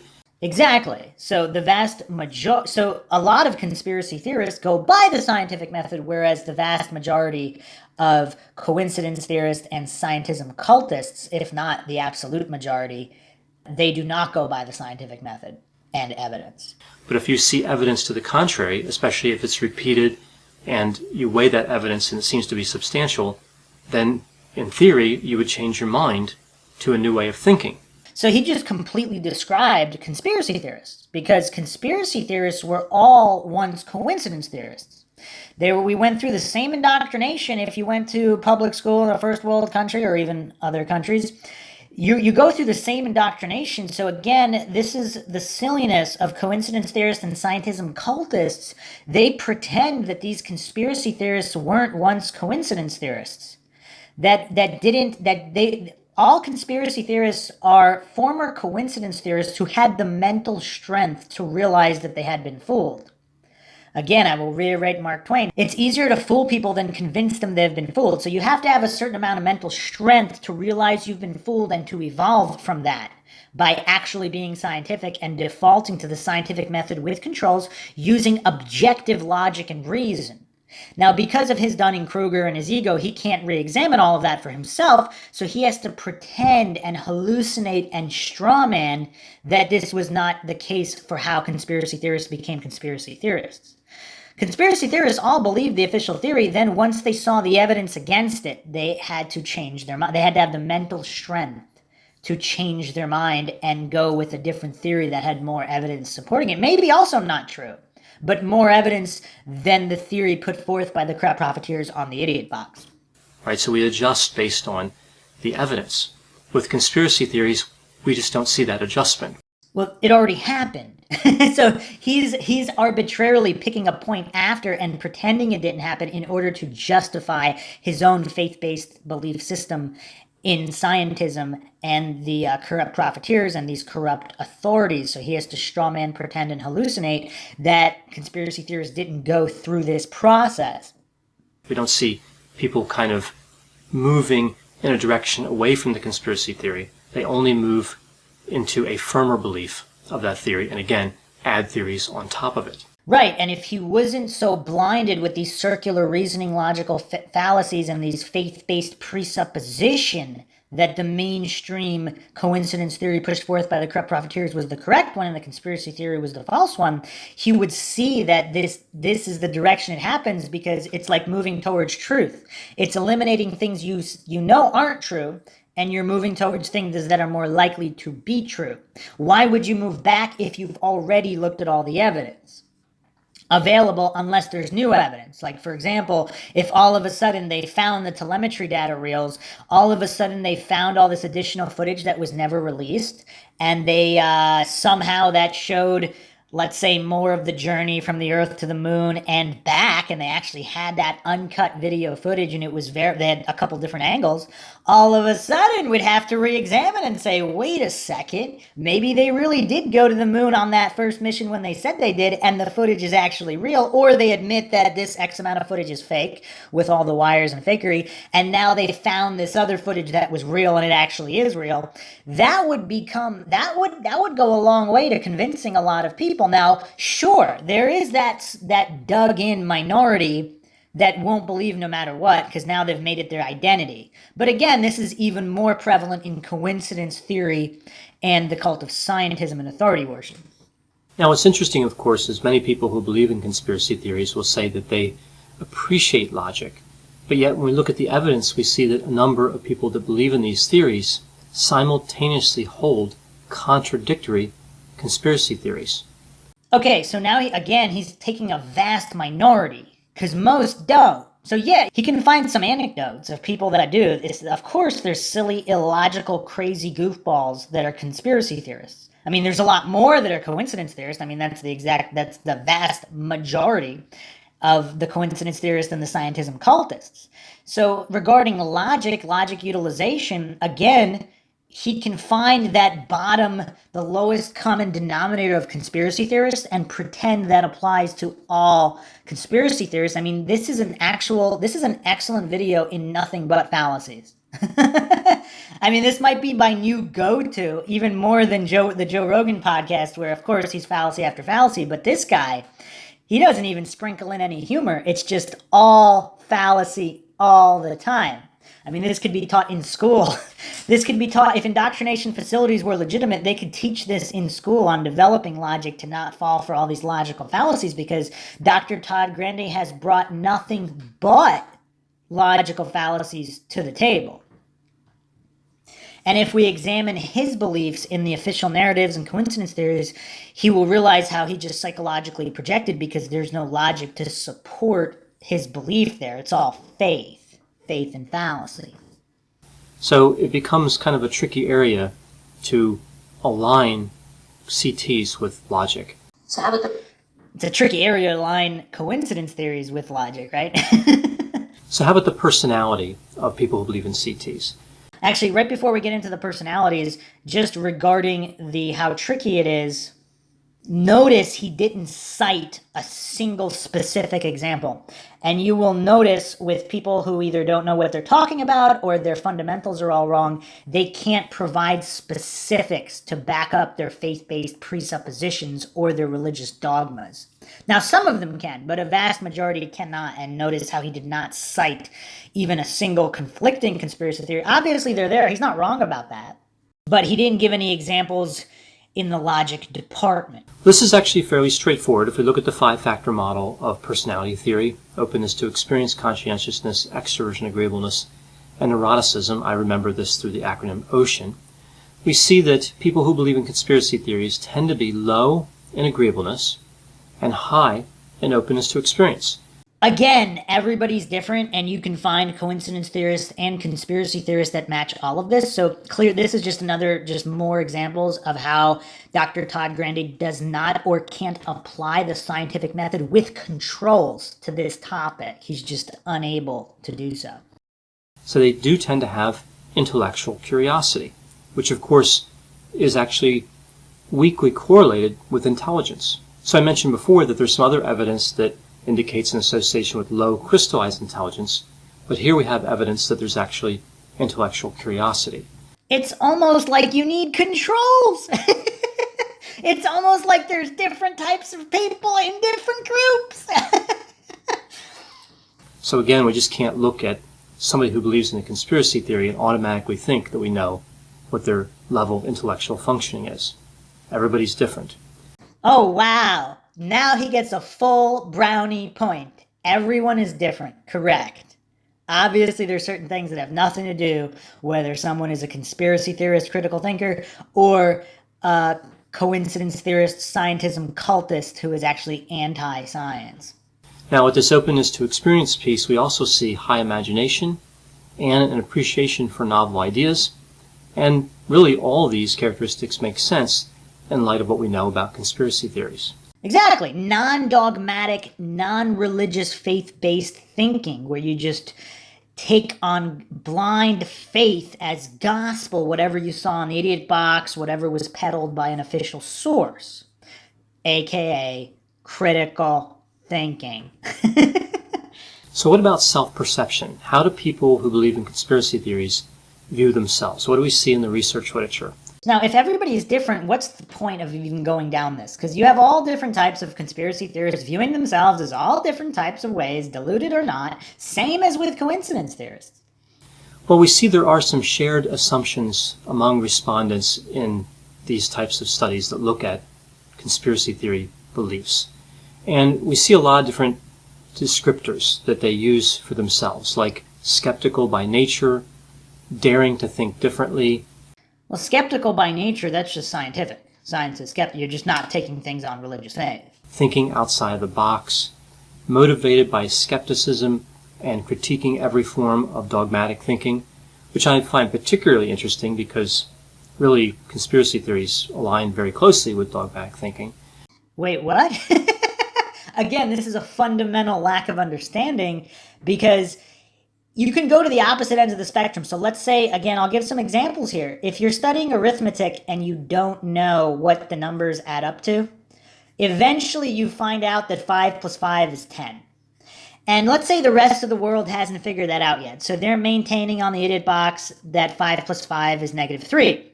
Now, if you've spent so much time concluding that 5 plus 5 always equals 10, I mean, you use every object imaginable And no matter which objects you use, if you take 5 of them and another 5 of them, there'll always be 10 of them. Then you start mixing the objects. So you have different types of objects. You have 5 different types, 2 of this one, 3 of that one, and then you combine it with another 4 and 1 of different types of objects, and it always ends up with 10 total objects. At a certain point, you might become dogmatic about it, because especially if the points being presented by everyone else are points you already went over and debunked. So if they're attempting to debunk your 5 plus 5 is 10, and those attempted debunkings, you've already gone through all of them a million times just to double check, triple check, quadruple check yourself to make sure you were correct. At a certain point, you might become dogmatic about 5 plus 5 being 10. Now, that's true. And of course, there are people who've become dogmatic to the point where they will not examine new evidence. And then there's other people who are dogmatic, but if you present something new that they haven't already gone over a million times, they will consider it. Now, the projection here is with coincidence theorists and scientism cultists, they're the ones that are truly dogmatic and will not look at anything not matching the dogma. Now he starts projecting his scientism again here, but again, demonstrably false, because he hasn't looked at the totality of the journey of the conspiracy theorist, because they were once the coincidence theorist and scientism cultist as well. And they went through the evidence. They already went through these scientific processes that he's pretending they didn't go through. Again, we're talking about a large percentage here. I'm not going to go into the tiny minority of conspiracy theorists who he might be accurately describing, but even they differ from themselves because, again, as he stated earlier, people are different. So, yeah, this is turning out to be a rough one, but a very good logical exercise and a very good exercise in projection. But in general, they look at themselves as skeptical and having good critical thinking skills. And they tend to look at modern science and say that modern science is dogmatic. Which it is. So what we really see here is that conspiracy theorists, some of them, kind of paint this picture of a war between philosophy and science. So this is the first time, now he's starting to speak accurately, some of them. Okay, so now we're getting a little bit more accurate. A little bit. It took us, we're almost 3/4 of the way through here. We're getting close to the end. Some of them, yeah, sure. And then again, let me reiterate Feynman's quote, "Science is the belief in the ignorance of experts." So simply understanding human fallibility, that's the war, because again, this religion of scientism and its rise in the past century, as he's talking about modern science is scientism. So it would be apt for someone who's a true logical scientific individual to recognize the corruption and politicization of so-called science, which is basically scientism masquerading as real science. But because of his circular reasoning, he can't even, and his faith-based presuppositions, his religious indoctrination to scientism is so strong, he can't even consider that. And then his ego is so out of control, he can't re-examine those base layers of the house of cards of his belief system. Even though, of course, science is a type of philosophy. And I've heard this argument a few times, this idea that all scientists are scientific materialists, meaning all scientists must believe that all truth can be found by studying the natural world, and therefore they have an agenda, they're not neutral, not fair, and not unbiased. So again, demonstrably false, hasty generalization, logical fallacies, strawman logical fallacies, and what he also fails to realize is a lot of conspiracy theorists, they appeal to authority as well. The only reason they were convinced in certain conspiracy theories was because of these experts, these scientists, these high-ranking individuals, again, like Shiva Ayyadurai, in regarding the vaccine debate. Conspiracy theorists are not going to be convinced by some goofball in their mom's basement making YouTube videos. They watch people like Carrie Mullis, Shiva Ayyadurai, all these doctors who have practiced medicine for so many years and saw all this corruption, and they believed their stories of the corruption. Now, they've also corroborated that. There's all these cases. I mean, it's been exposed, the CDC corruption in relation to vaccines and cover-ups of studies showing the detrimental effects of vaccines, the, again, empirically verifiable VAERS database, the 1986 Vaccine Act. So with a lot of these conspiracies, even the alien conspiracies, this all started with government officials giving their stories about seeing UFOs or whatnot.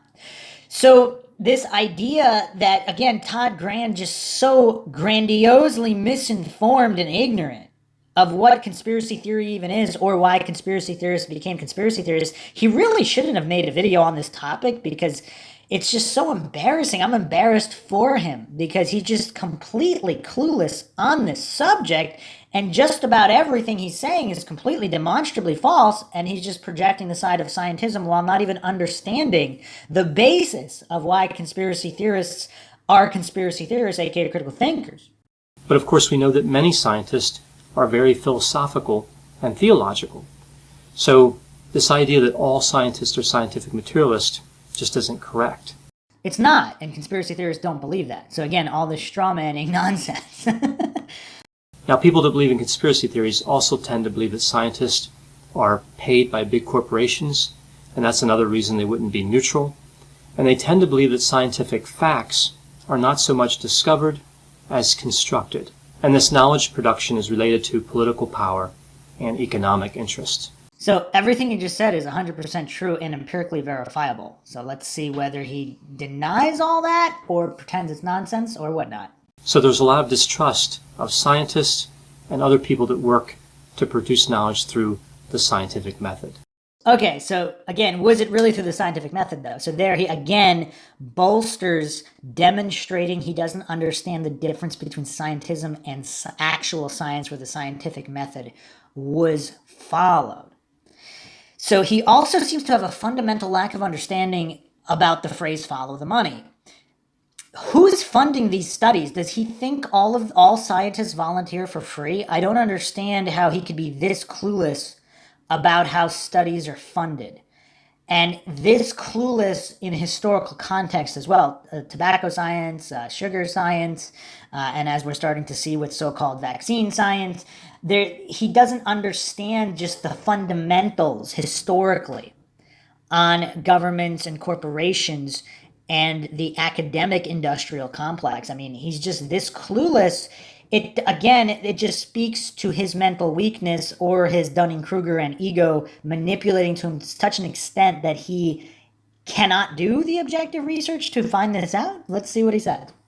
Part of the self-perception, too, appears to come from kind of maybe even a personal dislike of people in positions of authority, and I kind of mentioned this before. A lot of people who believe in CTs view experts as having an authoritative position in society. Is he saying they don't have an authoritative position? I'm not understanding this guy's argument. He comes off so completely clueless here. I really don't know what to make of it. But basically, he's saying not everyone has Stockholm Syndrome. So he's saying that the so-called rulers, oppressors, experts, not everybody will have Stockholm Syndrome and worship their oppressors, those subjugating them, those talking down to them, those being condescending to them. Which is true. Conspiracy theorists are critical thinkers. They're not authority worshippers. It's not deserved. So they believe that essentially scientists disregard alternative sources of knowledge to keep like a monopoly on the truth. Except for the dissenters, who are actually the scientists who are responsible for a large percentage of conspiracy theorists becoming conspiracy theorists. Again, fundamental lack of even basic knowledge of the history of conspiracy theory and conspiracy theorists. This is the wrong guy to be doing this type of video. Unless you want to learn about logical fallacies, then perfect video. He did a great job with fallacies. And conspiracy theorists often feel like when they try to explain their point of view, scientists and other experts exclude them, mock them, and stigmatize them. So when they propose an alternative way of looking at the world, scientists kind of turn their back or worse. So I think that also plays into the way that conspiracy theorists tend to look at themselves in terms of how they relate to the scientific community, at least. Now, what I find interesting about this is that conspiracy theorists aren't really adding philosophical beliefs to science, which is kind of how some of them make it seem. Like they're taking science, which they say is dogmatic, and not really looking for all sources of knowledge. Again, fundamental lack of understanding between science and scientism, and then just continuing that black and white logical fallacy stack and completely ignoring, again, his cognitive biases, completely ignoring the scientific experts that are responsible for a lot of these main conspiracy theories. And people in positions of authority, military personnel, etc., depending on which conspiracy theory you're talking about. And they're adding philosophy onto it. Like they're weaving philosophy and science together. But that's not really what they're doing.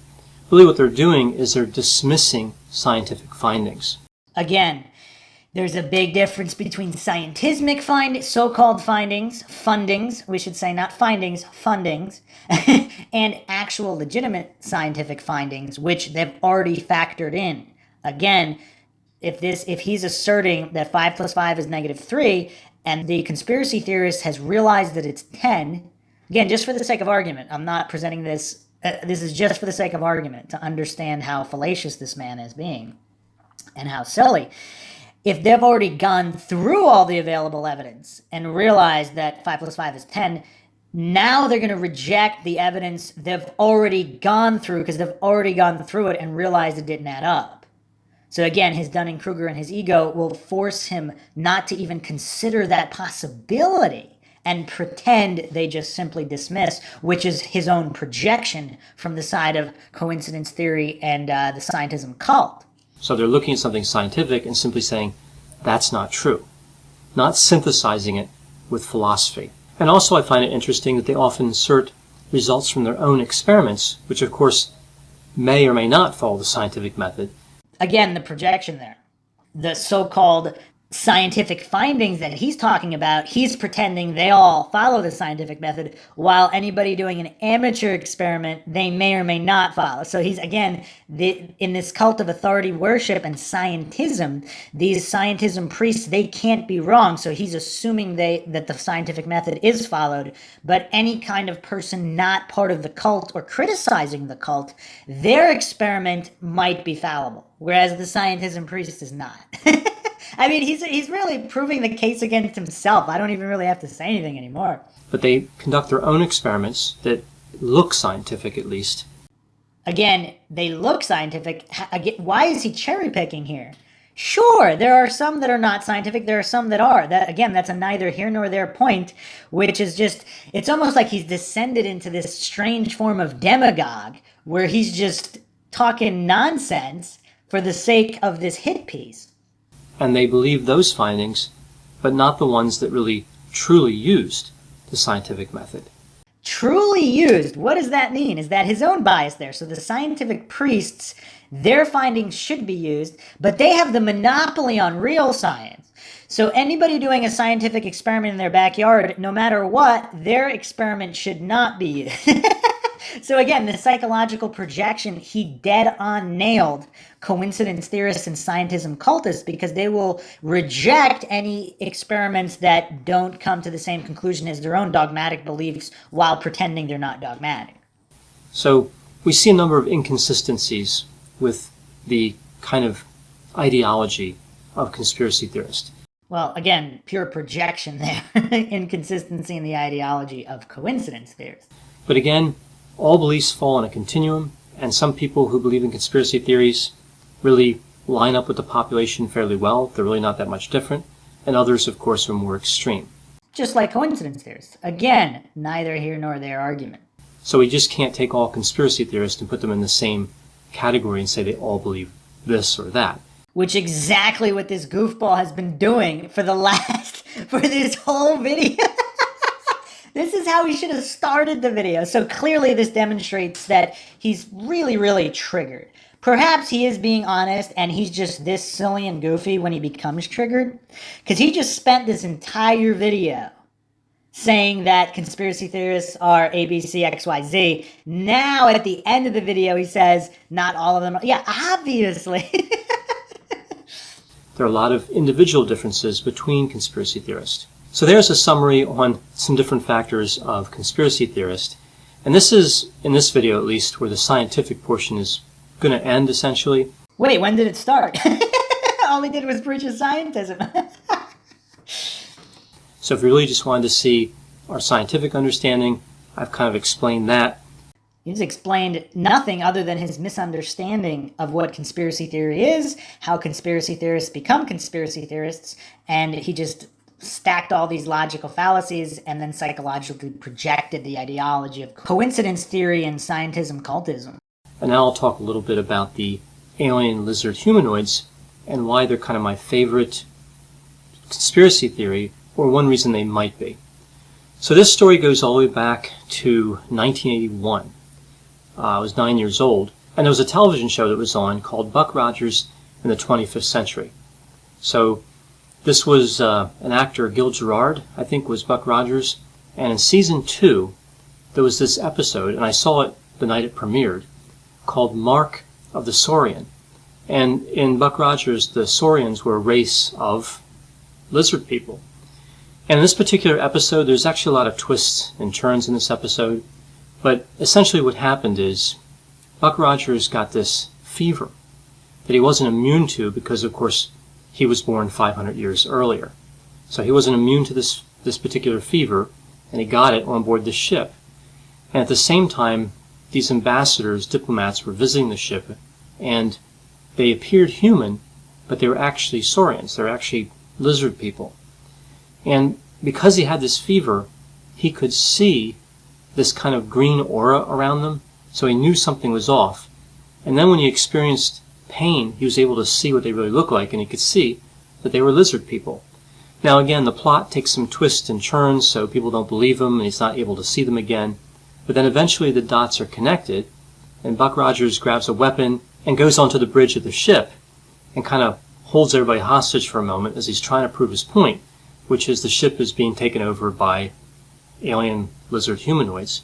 So what he does is he turns down the thermostat. So I guess spaceships have thermostats too, right? Just like a house. So he turns it down, and of course because the lizards are reptiles, they're cold-blooded, and they start to hibernate, right? They start to fall over. They can't withstand the cold temperatures. So that was kind of how Buck Rogers exposed the alien lizard people and saved the day, because of course they were up to something quite evil in the episode. Now, you know, when you're 9 years old and you see that, I guess it has some impression on you. I didn't really watch a lot of television, even when I was young, and there wasn't a lot of television on when I was young compared to what we see now. So maybe that just stood out in my mind. So later on, when I heard about the shape-shifting alien lizard humanoids, maybe it just kind of connected with that one episode, that TV show, and then I just found it funny. I don't know. I'll probably dig more into that. I'll try to find out more of what the reasons are behind my preference for this particular conspiracy theory. Why I find this one so interesting and I think maybe a little entertaining, right? I mean, the world of mental health can be a very serious world, right? Like, there aren't many opportunities to have a sense of humor. But when people talk about alien lizard people, that's one of those moments when, not in a clinical setting, I will kind of enjoy a little bit of a laugh, right? It's just to me, it's just a kind of a funny, it's a funny conspiracy theory. Appeal to incredulity. That's why he likes it. Because he could use it to comfort himself and group in the other conspiracies and just say conspiracy theory, aka critical thinking, is just very silly, and he could stick with his scientism and the cult of authority worship and feel safe in the crowd. Now look, you know, it could be true. There could be alien lizard people living among us. I don't know. I haven't done experiments myself to disprove the alien lizard people theory. I think it's interesting because it does seem kind of a little bit more out there than other conspiracy theories, which are grounded on something that you could say, okay, this could be true. But the alien lizard people, I just find that one so much different. It's so unlike a lot of the other conspiracy theories. And again, it always assumes the worst of the lizard people. No, it actually doesn't. Again, there's many conspiracy theories revolving in them helping mankind or being some kind of objective watchers. And did anybody think he was being sincere when he said the theory could be true? Like, does he really think it's true after this whole hit piece on critical thinking, aka conspiracy theory, or distrust of corrupt profiteers, as if that's a bad thing? Now, of course, in Buck Rogers, as I indicated, the lizard people were up to no good. So if we're going to use that particular episode of that old TV show as a basis, then the lizard people are dangerous. But who knows what the real intentions are if they are among us. But I'm going to run under the assumption that that conspiracy theory is not true, and I'll be open to seeing evidence if new evidence arises. So But he hasn't even seen the existing evidence. Now, I'm not saying the evidence is legitimate, but he's so clueless about the different theories, the Anunnaki tie-ins, the Snake Brothers of the Native American tribes of North America. I mean, he's just clueless about the evidence that already exists. Now, whether or not that's enough to make you believe in the theory, personally, I've seen all that evidence. I still don't think it's enough. He's saying he's open to the new evidence while not even knowing the existing evidence. So he kind of really embarrassed himself with this one. And if this is the level, see, he really actually puts in a lot more research in his other videos for the most part. Obviously, he doesn't do deep dives like Mindshock, but just on generic overviews, he's usually pretty on point and not so dogmatic and silly and fallacious as he was in this video. So there's my story from when I was younger, and maybe that kind of contributed to my preference to the alien lizard humanoids. So yeah, and then again, he just outed himself. He assumed it wasn't true, so he's all about assumptions and not the actual scientific method, at least on this subject, or when triggered. So now that we established all of that, I hope this was educational and informative, because this was rapid fire, fallacy after fallacy after fallacy, projection after projection, but a good thinking exercise nonetheless. Hope you guys enjoyed this logical examination of Dr. Todd Grande on his misunderstandings and fallacy stacking regarding conspiracy theories. If you enjoy the podcast, you could donate to our PayPal. Just check the link in the description. Make sure you subscribe to the channel. Hit that bell for notifications. Make sure you allow your device to have those notifications come through. Or you can just go to youtube.com/Mindshock to manually check for the latest episodes and peruse our ever-growing back catalog in a variety of topics, logical analyses, and true crime case deep dives. Hit that like button, share this podcast across social media platforms. Let's bring some more logic and reason back to a world being overrun by the cult of scientism. You could also check us out on Twitter, Facebook, Reddit, and Patreon. Patrons do get a priority for case topic, logical analysis, co-podcast requests. You can also be a guest on the podcast depending on your tier. Questions, comments, theories, thoughts, suggestions, rebuttals of any kind, just leave them in the comment section. This is Bruce McGuire signing off. Catch you guys